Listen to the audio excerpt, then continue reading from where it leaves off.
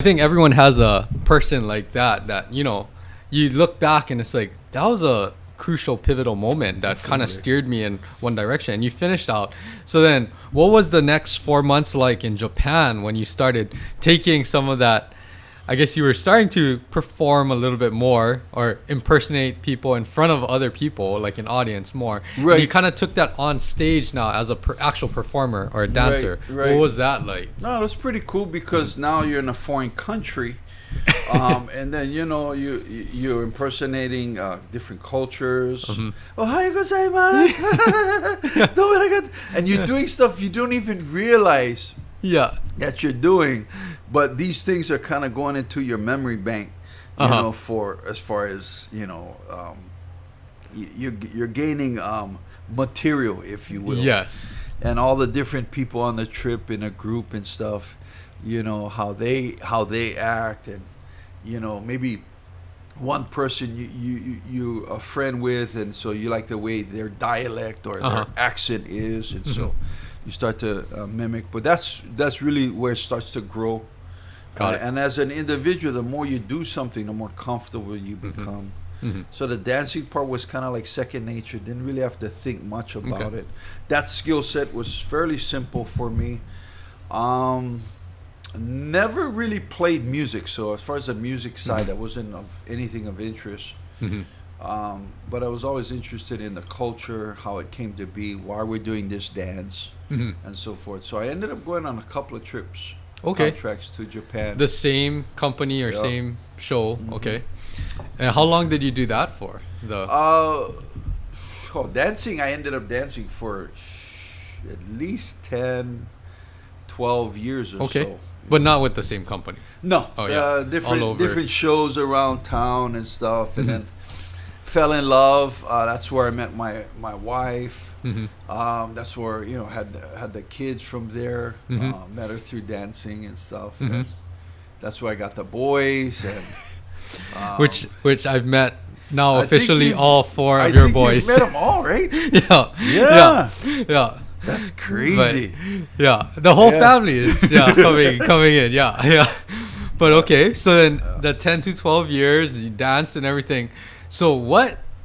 And I don't even know this. What made the transition from being that show performer to the Braddahs? The Braddahs. So right at the tail end of our so-called dancing career, myself and my partner James Roche, the other brother. Was he dancing with you? Yeah. He used to dance. So I think one of our last shows we were at was the Downho. We're dancing for Downho at the time, and in between shows we'd have these things like and we were working on sets, marker on television sets, as stunt doubles. Every now and then we get an acting role and stuff. Nothing major though. I mean, just bit parts, as we call it.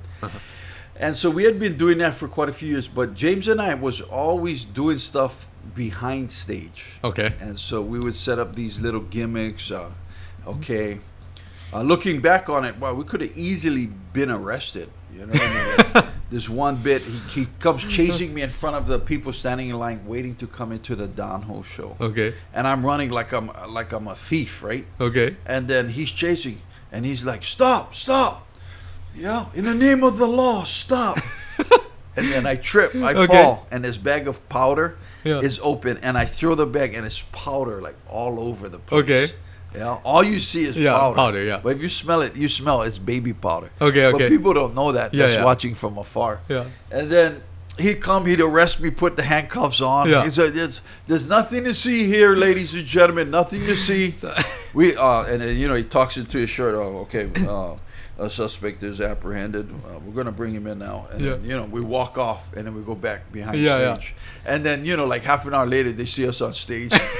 So they had no idea that you guys are part of the show or anything. Very few people after the show would have to say alohas and goodbyes, and a few people would come and say, hey, were you the two guys that were out there with the powders and getting arrested? Were you the two guys? We do stuff where we're just running through the crowd. Hey, you guys, please help him stop. He's trying to catch me. Just stupid stuff. But that's when the natives were restless. Like again, the show was second nature, wasn't a problem. Like what to do for that hour before the show. That's what you guys were filling time in between the shows. Yeah. So that's kind of what sparked it. Then. Like you guys working together. Together. What about you guys? This is a question that I wonder. What about your guys' humor? Is it like similar? That's why it's so seamless when you guys are very similar. So even in the dressing rooms of the Down Ho showroom, which at that time was the Dome, at the Hilton Hawaiian Village, we play super pranks on all the dancers. What's the best one? Oh, I think the best one is when you go to grab your bag to go home. It's super, super heavy. And they don't realize, how heavy it was, but then they take it home. But inside, we put 2 bricks. So you end up taking the bricks home. And then you come back the next day.